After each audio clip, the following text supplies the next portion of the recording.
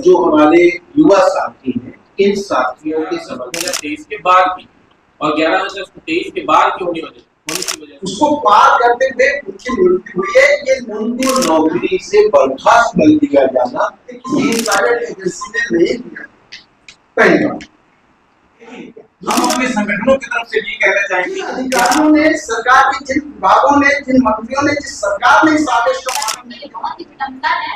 और हम विकास ये अजीब है स्थिति है इस देश के अंदर।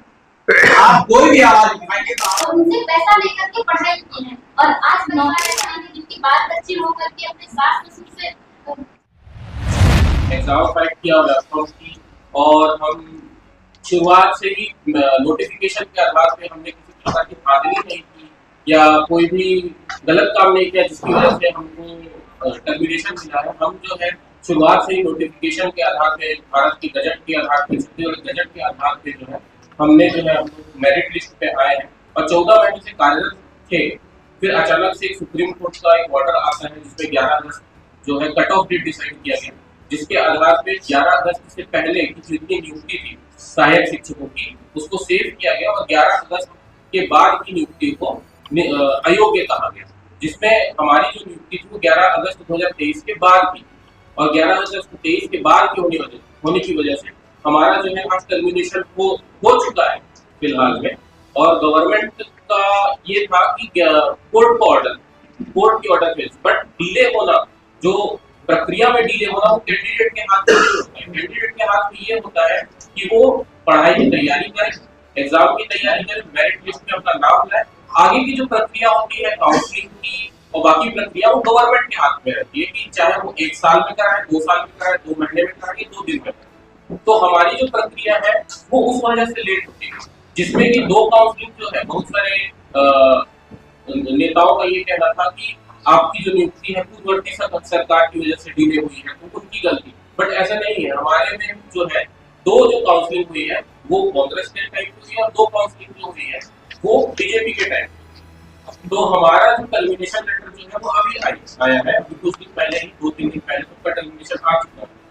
तो हम 14 महीने से जो है कार्यरत है, हमारी कोई गलती नहीं है। इवन हमारे सुप्रीम कोर्ट के ऑर्डर में भी ये लिखा हुआ है कि शिक्षा सचिव जो थे उनको एनसीटी द्वारा 4 तारीख को एक नोटिस दे दिया गया था जिसमें कि लिखा गया था कि प्राइमरी में जो है बीएड धारी नहीं रह सकती। उसके बाद भी हमको जो है नियुक्तियां दी गई तो वहां पे शिक्षा सचिव की गलती बताई गई। हमारे हाई कोर्ट के ऑर्डर में भी ये लिखा हुआ है कि the government has made an error, कि उन्होंने एनसीटी का गाइडलाइंस जो था 2021 में जब खारिज किया गया राजस्थान हाई कोर्ट के द्वारा, तब उन्होंने 2019 का जो सर्विस रूल है हमारा उसको अमेंड नहीं किया।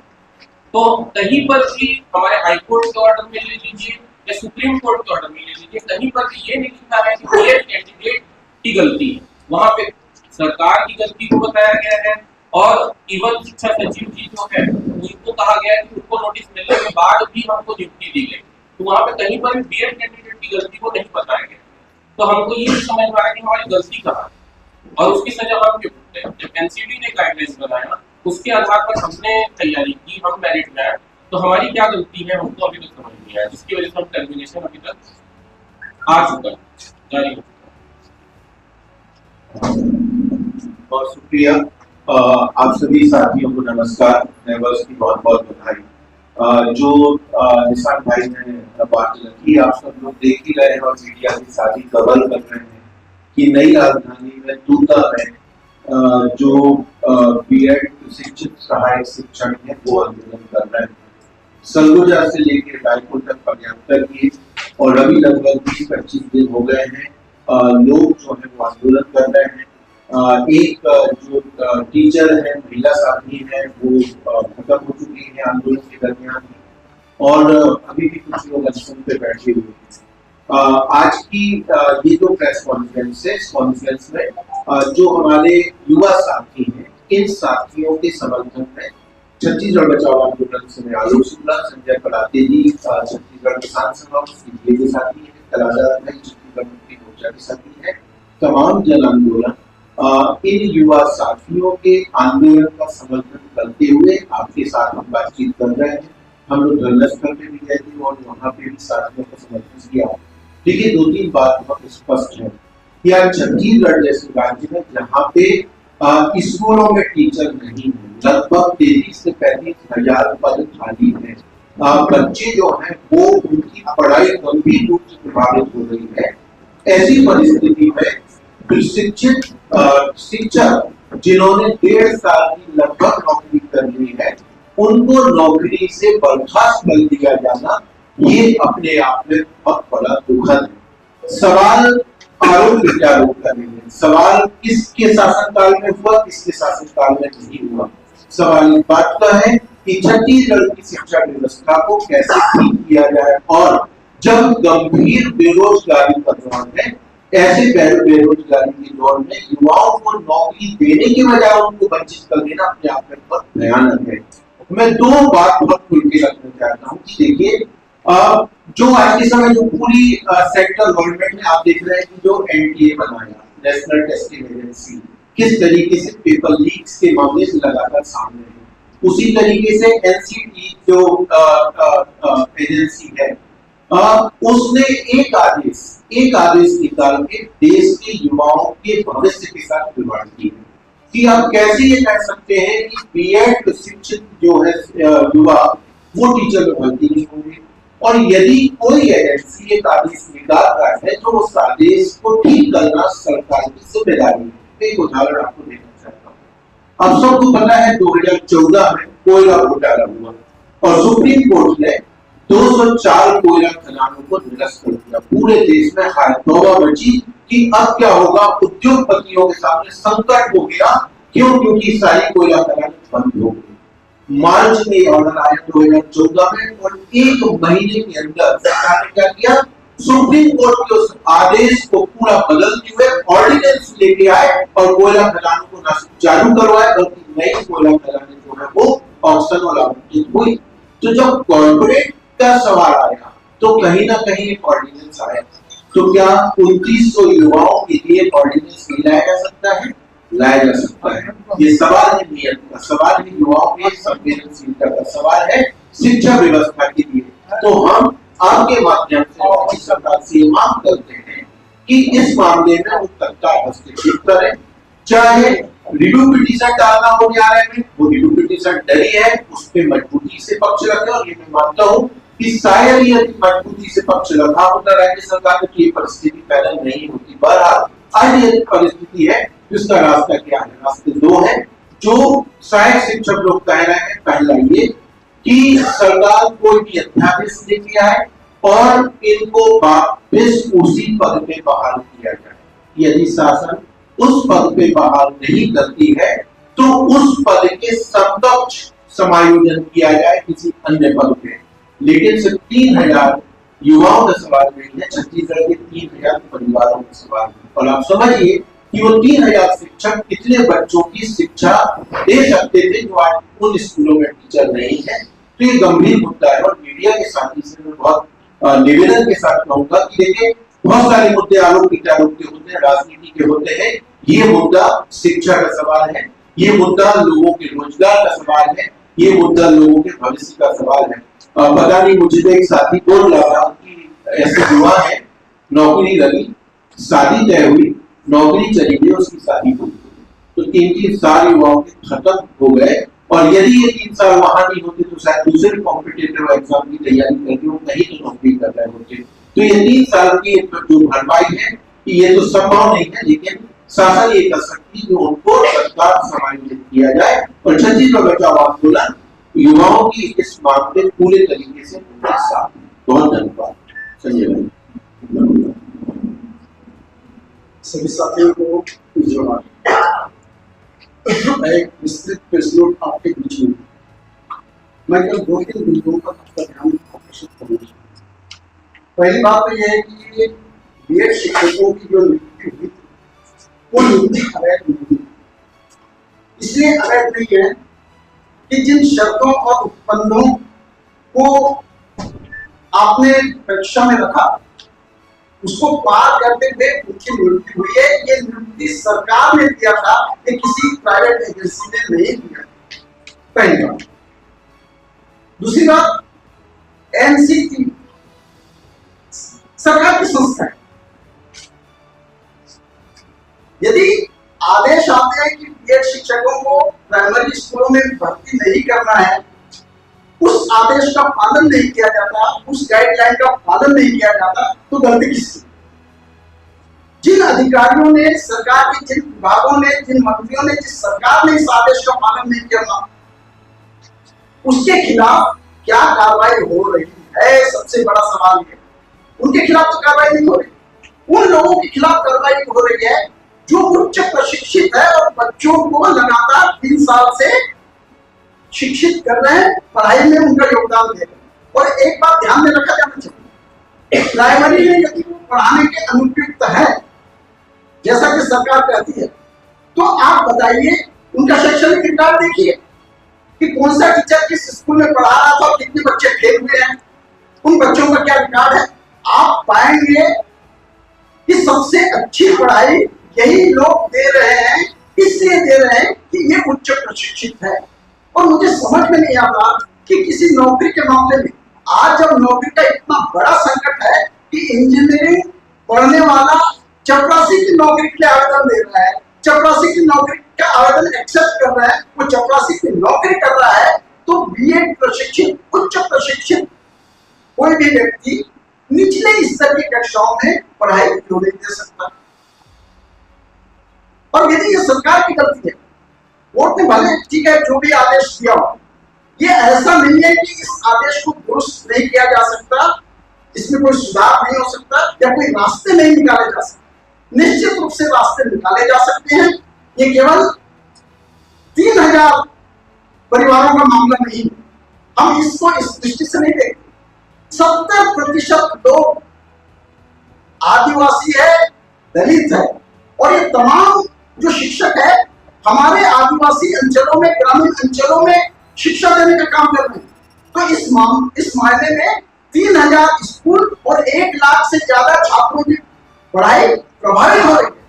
तो ये हमारे छत्तीसगढ़ की शिक्षा व्यवस्था को बचाने का सवाल है, और इसका बहुत ही आसान रास्ता है कि छत्तीसगढ़ सरकार ऑर्डिनेंस जारी करे, अध्यादेश जारी करे और इन तमाम शिक्षकों की नियुक्ति को नहीं किया जाए। एक संविधान के दायरे में, विधान के दायरे में जो है इनको लाया जाए और उनकी नियुक्ति को जो है मान्यता दिया जाए।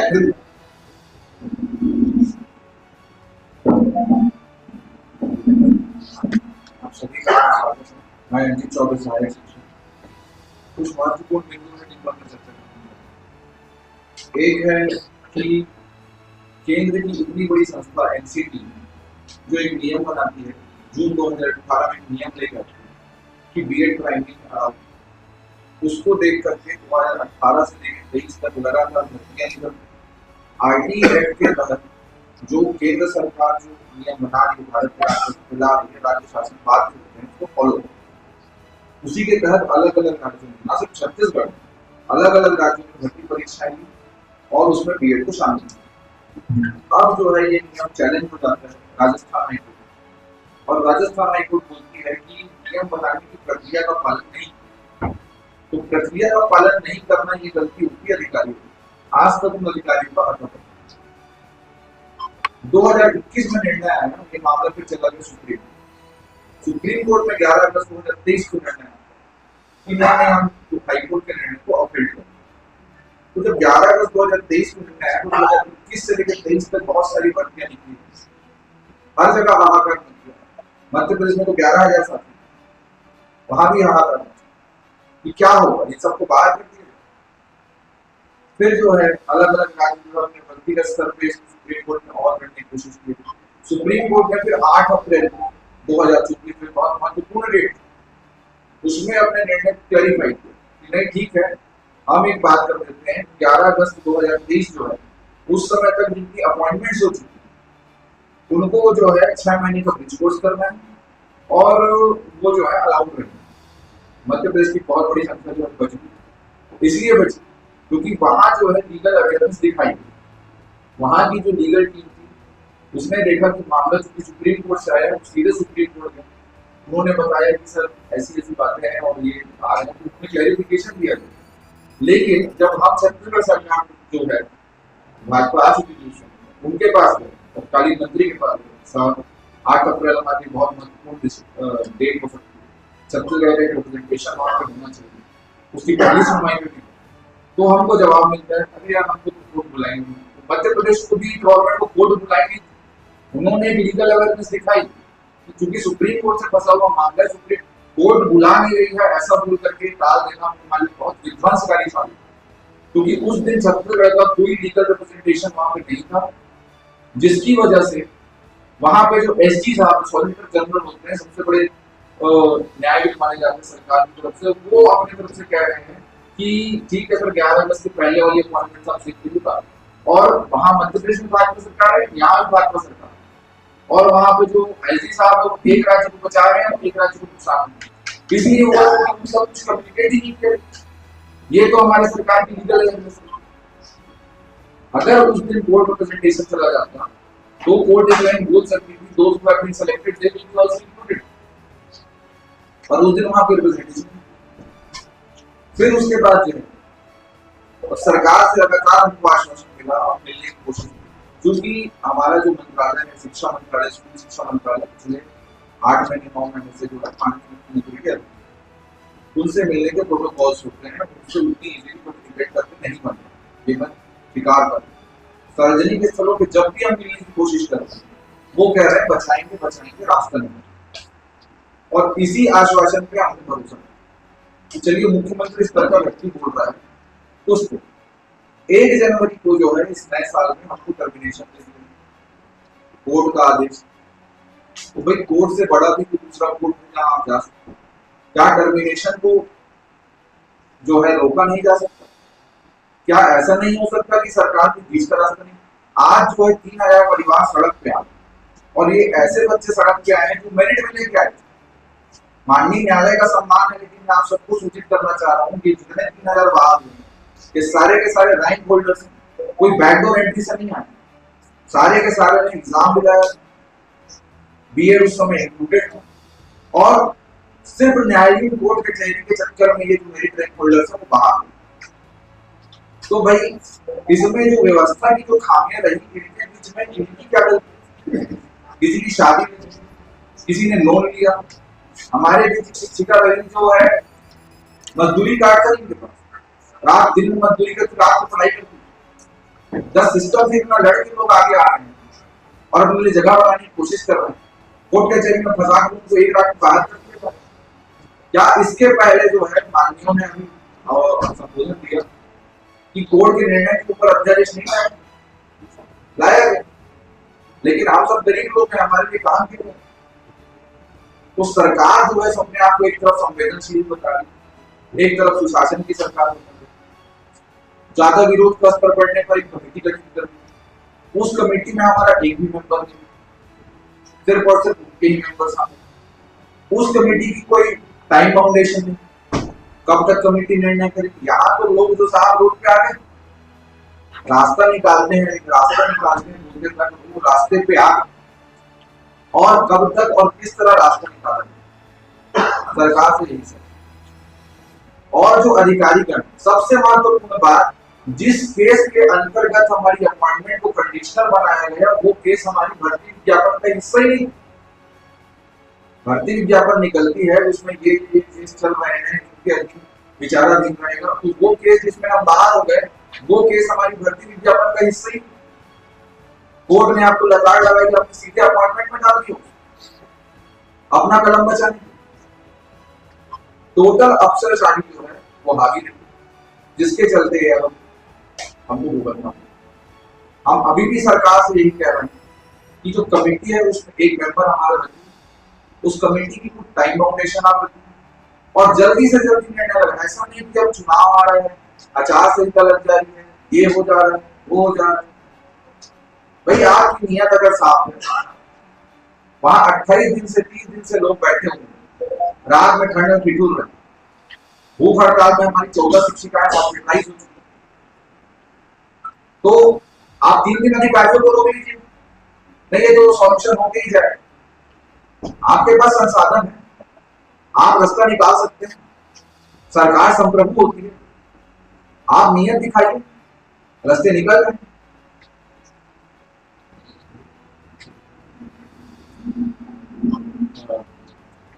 साथियों मैं तो पूरा बात साथी लोग बोल चुके हैं और मैं अपने संगठन ओर से छत्तीसगढ़ मुक्ति मोर्चा मजदूर साथी को पूरे तरीके से इन पेड सहायक शिक्षकों के समर्थन में और हम ये सरकार से यही चाह रहे हैं कि जितना जल्दी हो सके इनको समायोजन किया जाए।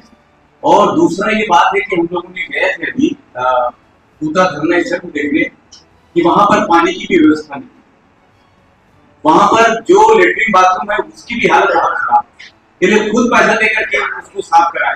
तो मतलब कैद मतलब एक जेल में भी आदमी ठीक ठाक रहता है लेकिन जेल से भी ज्यादा बढ़ता है।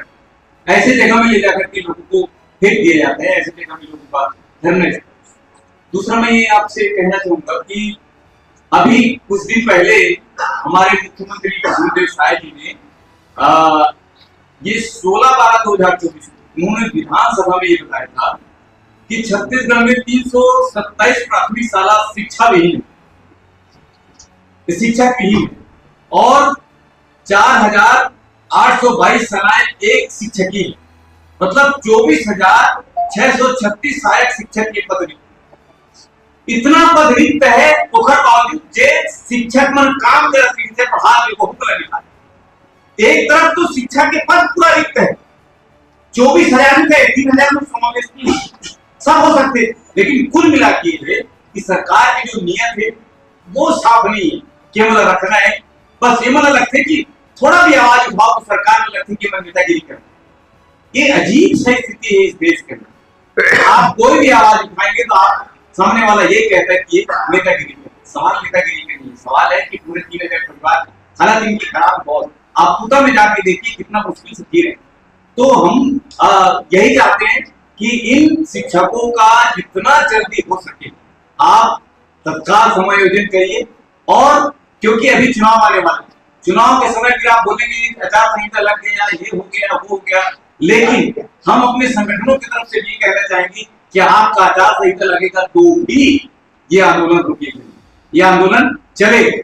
क्योंकि मामला आप खुद बोल रहे हैं कि इतना 1000 पद खाली है, उसके बावजूद 3,000 शिक्षकों को भर्ती क्यों नहीं हो रही। यही हम सरकार से हमारी सवाल। तो इसलिए सरकार से हम विनम्र प्रार्थना करते हैं कि जितना जल्दी हो सके इन शिक्षकों का समायोजन होना चाहिए। आप सभी का नमस्कार। मैं पूर्णिमा पैसा सहायक शिक्षक और मैं बता दूं कि मैं स्वयं एक आदिवासी महिला शिक्षिका थी, अभी टर्मिनेट कर दिया गया है। और एक आदिवासी परिवार से पढ़ करके आगे बढ़ना, नौकरी में आना बहुत ज्यादा मुश्किल होता है। लोग ऐसे परिस्थिति से आए हैं कि मम्मी पापा कुछ भी नहीं करते हैं, खेत बेच करके उसको बोलते हैं बाधा बोलते हैं, तो कुछ दिन के लिए उनको दूसरे लोगों को दे देते हैं जमीन और उनसे पैसा लेकर के पढ़ाई की है। और आज नौकरी में आने के बाद उसका चुकता किए हैं और फिर हमको नौकरी से इनकार किया। ये तो भारत के पूरे छत्तीसगढ़ भारत हर लोग बोलते हैं कि आदिवासी को मुख्य धारा में जोड़ना है, उनका विकास करना है। और ये छत्तीसगढ़ में जो भर्ती हुई है लगभग 70% पूरे के पूरे आदिवासी हैं और जिसमें सबसे ज्यादा महिलाएं हैं। और महिलाओं को पढ़ना बहुत ज्यादा मुश्किल होता है। बहुत सारे परिवार ऐसे हैं जिनकी बात बच्ची होकर के अपने सास ससुर से मन मुटाव भी हो जाता है पढ़ने में। उस परिस्थिति में आकर के नौकरी की है और सरकार विकास की बात करती है और आज उसको विकास दिया जा रहा है। ये तो हमारे आदिवासियों के लिए बहुत ही विडंबना है और हम विकास के लिए बोल नहीं जा रहे, हम गलत की ओर जा रहे हैं मुझे लगता है। और सरकार को जल्द से जल्द हमको समायोजन करना चाहिए क्योंकि इतनी परेशानियों को झेल करके हम लोग इस जगह पे आए हैं कि कुछ चीज को बताया भी नहीं जा सकता। कुछ ऐसी परिस्थितियां हैं। लगातार हम लोग 1 महीने से अनुनय विनय यात्रा करके यहाँ तक पहुंचे हुए हैं और लगातार विनय कर रहे हैं। और आज छेड़ा जिसमें घर घर जा के अन्न मांगा जाता है। आज हम सरकार से निवेदन करते हैं कि हमको छेड़ा के मौके पे कम से कम समायोजन दे दीजिए। कोई भी प्रतिनिधि आकर के आज हम लोग को नहीं बोला है कि हम हम आपके लिए कुछ कर रहे हैं, क्या आपको बचा रहे हैं, हमारा हालचाल अभी तक नहीं पूछा गया है। ये हमारे लिए बहुत ही दुखद है। और हमने बहुत सुना है कि आदिवासी सरकार बैठे हुए हैं, आदिवासियों को बहुत लाभ मिलेगा और बहुत सरल निर्णय के हैं, लेकिन ऐसा तो नहीं दिख रहा है, क्योंकि अभी तक 1 महीना से हमारे लिए उनका पत्थर दिल नहीं पिघल रहा है। तो बहुत दुख की बात है और सरकार को जल्द से जल्द हमारा समायोजन करना चाहिए।